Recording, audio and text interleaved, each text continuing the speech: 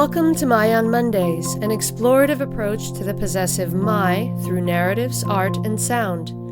Each Monday brings a new creation and unique perspective. My on Mondays is brought to you by Ming Studios, a contemporary art space and international artist residency program dedicated to the exhibition, experience, and exploration of arts and culture.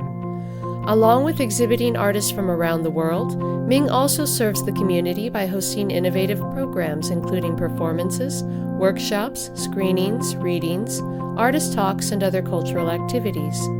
For more information, or if you'd like to participate in My on Mondays, you can visit our website at mingstudios.org.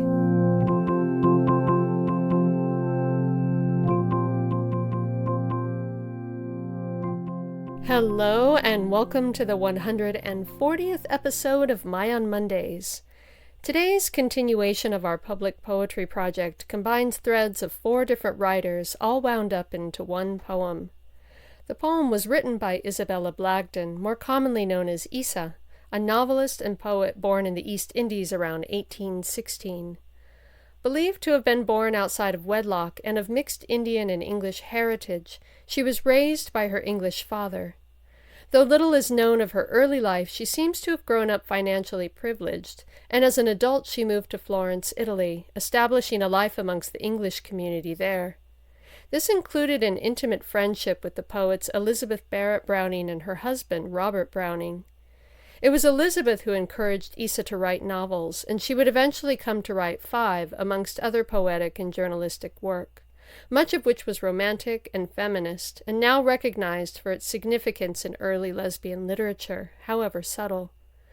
But the poem we're sharing with you today is among the earliest of her work, inspired by a meeting Elizabeth Browning had with the French novelist George Sand, for whom both Isa and Browning shared deep appreciation and fascination. The title of the poem is To George Sand, an interview with Elizabeth Barrett Browning, published the year of Isa's death in 1873. The late repentance and the long despair, the sin-bound soul's fierce struggle to be free, a fettered maniac raging in her lair, are thine. A life all musical with happy love, an angel child who sings beside her knee, pulses which true to heavenly rhythms move are hers, dark hair strained backwards from a forehead broad, dark eyes in whose chill light strange secrets live, as in the deep grim monsters watch and ward are thine. Soft curls which droop around an oval cheek, calm brows where holy thought has power to give transfigured glory to a woman meek, are hers. Her childhood smileth still around her mouth. O'er thy white gleaming teeth thy full lips part, eager for joys which may renew thy youth, some brief wild rapture which may cheat yet warm, kindling the languor of a hopeless heart. With thee life stagnates, or is flashing storm. To shapeless horrors thou hast given name, and woes neath which poor tortured hearts had bowed and borne till now in trembling patient shame rose at thy call, and spoke their loud despair and woman's wrongs, like opened graves avowed their stout foul secrets to the startled air. Thou, mid the dreary wilderness of life, with bleeding feet and burning soul didst go, and flung thyself into the arena's strife. And therefore wears thy brow its sullen scorn, and therefore glooms thy large prophetic eye, and in thy song are cadences forlorn, which blend their sighs with lingering echoes fine, of thrilling sweetness, yet of agony. Grand relations, utterances divine, not thus her song. The seraph chorus bowed, and leant entrance from jasper thrones to hear a mortal's voice so nigh the throne of God.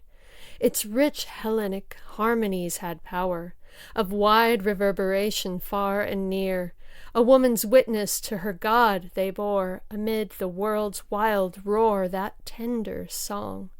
throughout its jarring discords heard between, rung out heroic protest against wrong, where coward souls had recklessly despaired, that dove-like heart with fortitude serene, through sorrow's whelming flood victorious dared, and won faith's vernal promise, glowing words, revealed eternal hopes and music fraught, ravished the silences with sweet accords, upon her lips the altar's living coal, with cherub glories circled mortal thought, and birth consummate, stirred within her soul.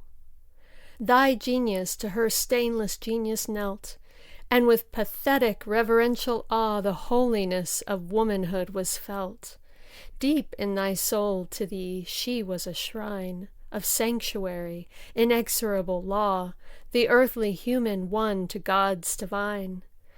Ah, by that healing kiss, by thou assoiled, the radiant twins whose joys in heaven are shown, the mortal and immortal thus uncoiled, the death doom which was long the curse of one, she, by that love which pressed to thine embrace, by her own star, crowned soul has claimed thy place.